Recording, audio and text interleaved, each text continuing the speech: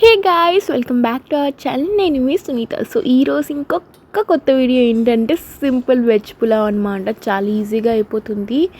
And firstly tip ఏంటంటే ఎలాంటి పులావ్స్కైనా taste రావాలంటే బటర్ వేసుకోండి, చాలా మంచి టేస్ట్ వస్తుంది. సో ఇక్కడ వీడియోలో చూపిస్తున్నట్టుగానే ముందు కొంచెం ఒక half spoon butter and 1 table spoon of oil వేసి కొంచెం హీట్ అయ్యాక మీ దగ్గర బిర్యానీ మసాలాలు ఏముంటే అవి వేసేయండి.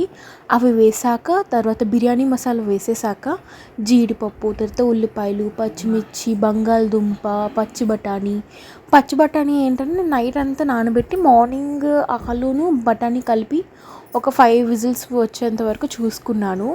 ఏంటి ఇక్కడ ఎల్లోగా లేదనుకుంటున్నారా? ఆ ఎల్లో చూస్తే ఎవరైనా పసుపు వేసారు అనుకుంటాం కదా. సో అందుకని ఎడిటింగ్లో ఫిల్టర్ అనేది తీసేసి ఇంకా నార్మల్లో పెట్టేశాను. సో ఇవి కొంచెం ఇలాగ లైట్గా ఫ్రై అయ్యాక మసాలా వేసుకోండి. గరం మసాలా అనమాట, మమ్మీ చేశారు.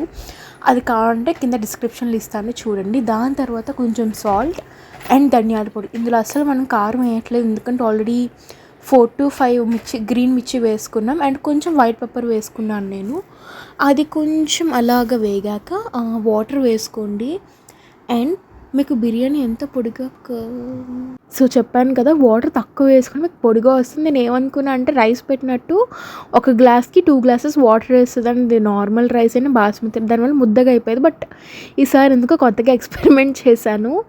బట్ ట్రస్ట్ మీ గైస్, చాలా పొడిగా వచ్చింది, చాలా బాగుంది. టేస్ట్ మాత్రం అదిరిపోయింది. మా మమ్మీకి కూడా నచ్చింది. ఈరోజు మన ఇంట్లోని బీరకాయ మటన్ చేస్తున్నారు. ఆ మటన్తో ఇది కలుపుకొని తింటే ఉంటుంది సూపర్.